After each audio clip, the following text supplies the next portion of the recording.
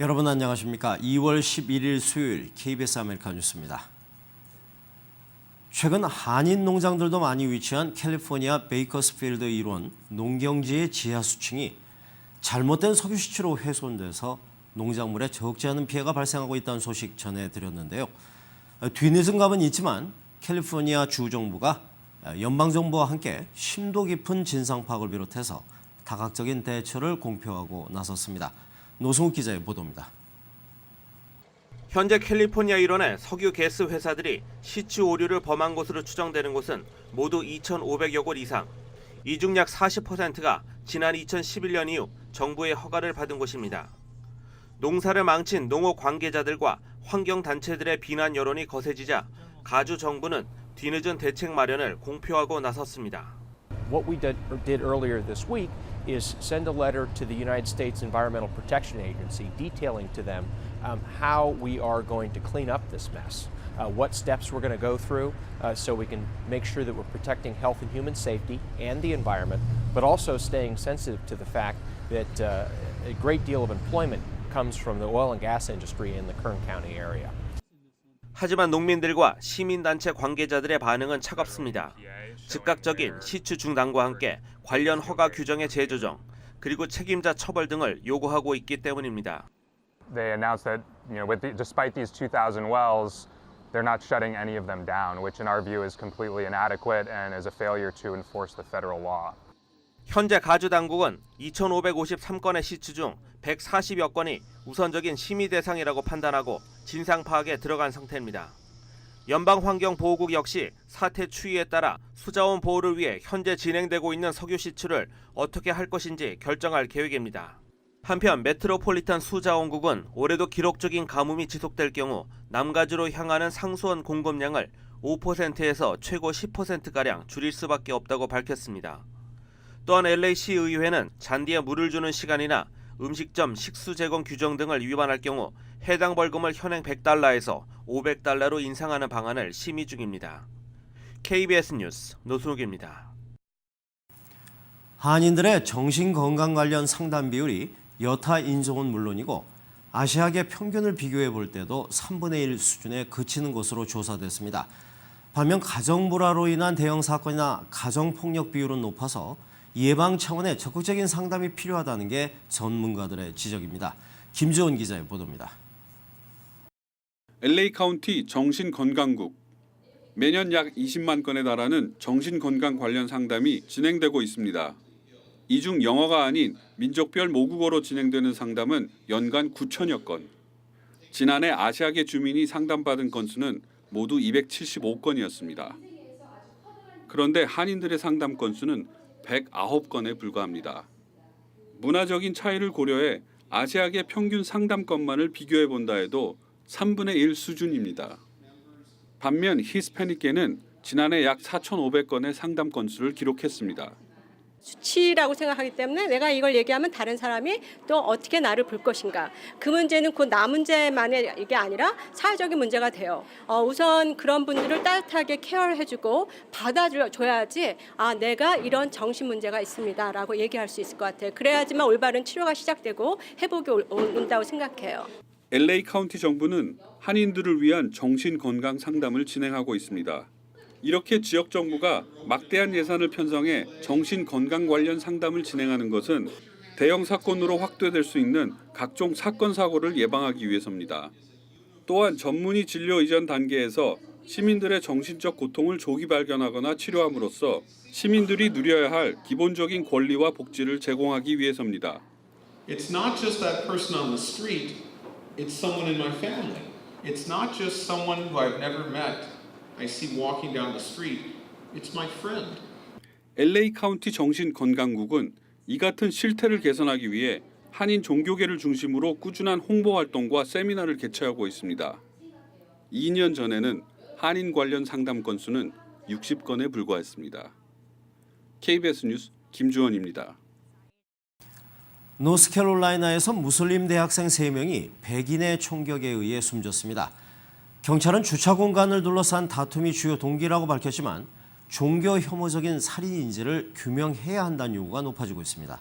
박에스터 특파원입니다. 평화로운 대학 도시의 주택가. 46살의 백인 남성이 같은 아파트 단지에 살던 무슬림 대학생 3명의 머리에 총을 쏴 3명이 그 자리에서 숨졌습니다. 피해자들은 노스캐롤라이나대 치대생과 그의 부인, 여동생으로 여성들은 히잡을 착용하고 있었습니다. It's a very quiet community. It's a lot of graduate and professional students. 총을 쏜 힉스는 몇 시간 뒤 경찰에 자수해 살인 혐의로 구속됐습니다. 경찰은 오랫동안 벌어진 주차 공간 다툼이 동기로 보이지만 종교 혐오에 의한 살인인지도 조사 중이라고 밝혔습니다. 힉스는 소셜미디어에 무원칙적 미신으로 사람들을 죽이는 종교를 비판한다고 쓰는가 하면 총 사진을 올리기도 했습니다. 피해자 바라카트는 터키에 있는 시리아 난민 의료 지원을 위한 모금 사이트를 운영해 왔습니다. Well, this is your opportunity to help. This summer, I'm embarking on a trip to Turkey with 10 dentists to help Syrian refugee students in need of urgent dental care. 미국 무슬림 협회는 종교적 살인 여부를 철저히 규명하라고 촉구했습니다. IS의 서방인 인질 사례가 잇따르면서 미국 내 반무슬림 정서가 커져 이런 사건이 벌어진 게 아니냐는 우려의 목소리가 나오고 있습니다. 뉴욕에서 KBS 뉴스 박예수입니다. 뉴욕시 정부가 777억 3,100만 달러에 이르는 예산안을 발표했습니다. 시민 안전을 위해서도 1,800만 달러의 예산이 책정됐습니다. 뉴욕 김일강 통신원입니다. 뉴욕시 911 시스템의 평균 출동 시간은 6분 50초. 다른 주에 비해서는 빠를 수도 있으나 만족스러운 시간은 아니라는 게 시민들의 평가입니다. 하지만 올해부터는 출동 시간이 조금은 빨라질 것으로 보입니다. 777억 3,100만 달러 규모의 새 예산안이 시민 안전에 초점을 맞추어 편성됐기 때문입니다. We were asked to do a pretty thorough look at how our 911 response time was looking. Part of that was technology, part of it was staffing and operations. So we've been doing a pretty comprehensive review of the whole system. This will deal with some specific problems and also bring the citywide average down to something more appropriate. 올해 뉴욕시 행정 예산안의 가장 큰 특징은 시민의 안전, 특히 911 출동 시간을 단축하는 데 역점을 두고 있습니다. 뉴욕시는 응급 차량의 추가 도입과 응급 요원들의 충원을 확대하겠다고 밝혔습니다. 그 비용으로 모두 1,800만 달러의 예산이 책정됐습니다. 이 비용은 2018 회계년도까지 지속적으로 투자될 계획입니다. Fire Department, we've added more than $11 million for 45 new ambulance tours and $6.7 million to add 149 new EMS dispatchers, and that is both of those investments to bring down response time. 경찰력 강화를 위해 모든 경찰관에게 방탄조끼를 지급하기 위한 예산도 추가 편성됐습니다. So that will allow us to replace all of the bullet-resistant vests that are over the 5-year warranty. That combined $7.3 million this fiscal year, $4.2 million next fiscal year. We'll be able to cover them all. 뉴욕시의 2015 회계년도 예산안은 오는 3월 공청회를 거친 후 최종 수정안이 마련되면 7월 1일부터 시행됩니다. 지금까지 뉴욕이었습니다.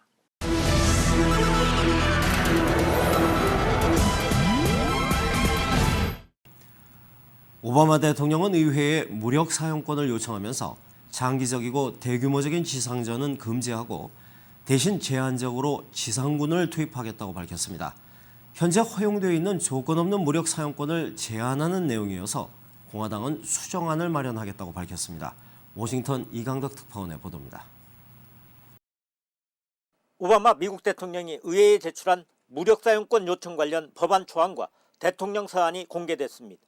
오바마 대통령은 미국이나 동맹국 인사를 구출하거나 IS 지도부를 겨냥한 군사작전 등 제한적인 상황에서 지상작전을 수행하는 유연성을 발휘하겠다고 밝혔습니다.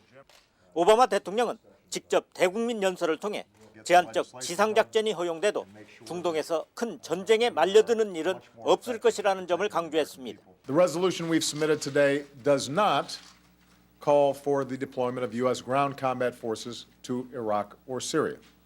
오바마 대통령은 이라크와 아프간 전쟁처럼 장기적이고 대규모적인 지상전을 허용하지 않을 것임을 분명히 했습니다. 미군보다는 현지 병력이 투입돼야 한다고 밝혔습니다. 공화당은 오바마 대통령이 요청한 무력 사용권 내용이 오히려 미군의 군사작전 능력을 제한하는 것이라며 반대 입장을 밝혔습니다. I believe that if we're going to authorize the use of military force, the president should have all the tools necessary to win the fight that we're in. 공화당 지도부는 대통령 제안을 수정하겠다는 뜻도 밝혔습니다. 지상군 투입에 반대 입장을 밝혀온 민주당 의원들은 대체로 오바마 대통령의 제한적 무력 사용권 요청을 수용하는 분위기입니다. 워싱턴에서 KBS 뉴스 이강덕입니다. 영국 정부가 무인 자동차의 일반 도로 주행 실험을 허용했습니다. 무인 자동차 시장을 놓고 각 나라의 경쟁이 치열해지고 있습니다. 런던 김덕원 특파원입니다. 영국 정부가 공개한 무인 차량입니다. 운전자 없이 컴퓨터로 운행되는 이 차량이 일반 도로 주행에 나섭니다. 그동안 안전상의 이유로 법적으로 금지했던 무인차의 일반 도로 주행을 영국 정부가 그리니치 등 일부 지역에서 허용했습니다. 관건은 안전성 여부. 컴퓨터와 센서를 통해 전방과 양 측면을 감지해 자동으로 속도를 조절하거나 멈출 수 있습니다. If there are pedestrians moving into its path, it will slow down. If they continue into its path, it comes to a safe stop. 영국 정부는 법률 개정뿐 아니라 1,900만 파운드, 우리 돈 320억 원을 무인차의 도로주행 실험에 투자했습니다. 미국과 일본, 독일 등은 이미 무인 자동차의 일반 도로 주행을 허용한 바 있습니다. 오는 2025년 1,500조 원대 규모로 성장할 무인 자동차의 시장 선점을 놓고 각국의 경쟁이 치열해지고 있습니다. 런던에서 KBS 뉴스 김덕원입니다. 배가 좌초하자 승객을 버리고 먼저 배를 탈출한 이탈리아 호화 유람선 콩코르디아의 선장에게 징역 16년의 중형이 선고됐습니다. 살인 혐의가 적용됐습니다. 박성영 특파원입니다. 승객보다 먼저 배에서 탈출한 유람선 선장에게 살인죄가 인정돼 중형이 선고됐습니다. 이탈리아 토스카나주 그로세토 법원은 오늘 셰티노 선장에 대해 살인 혐의를 적용해 징역 16년을 선고했습니다. 선장에게는 또 유람선 침몰에 대한 책임도 적용됐습니다. 이번 재판에 관심을 반영해 법원의 선고 모습은 이탈리아 방송 등에 생중계됐습니다. Alla pena complessiva di anni 16 di reclusione e mesi 1 di arresto, oltre al pagamento delle spese processuali. 앞서 이탈리아 검찰은 선장이 승객의 안전을 살펴보기 전에 배를 버려 32명을 숨지게 한 다중 살해 혐의가 분명하다며 26년 3개월형을 구형했습니다. 오늘 재판에서 셰티노 선장은 최종 변론을 통해 진실과 관계없이 모든 책임이 자신에게 전가되고 있다며 자신도 희생양이라고 말했습니다. Ho vissuto 3 anni in un innegabile tritacarne mediatico, la cui violenza, se non subita, è difficile da comprendere. 그러나 법원은 선장의 주장을 받아들이지 않았습니다. 셰티노 선장은 유람선이 자초된 직후 경보음을 늦게 울리고 자초 30분 만에 승객들을 남긴 채 먼저 탈출한 혐의 등으로 지난 2013년 7월부터 재판을 받아왔습니다. 초대형 유람선 콩코르디아호는 지난 2012년 1월 승객 4천여 명을 태우고 항해하다 침몰했고 이 사고로 모두 32명이 숨졌습니다. 파리에서 KBS 뉴스 박상용입니다. 수요일 밤 KBS 아메리칸 뉴스를 마칩니다. 시청해주신 여러분 고맙습니다.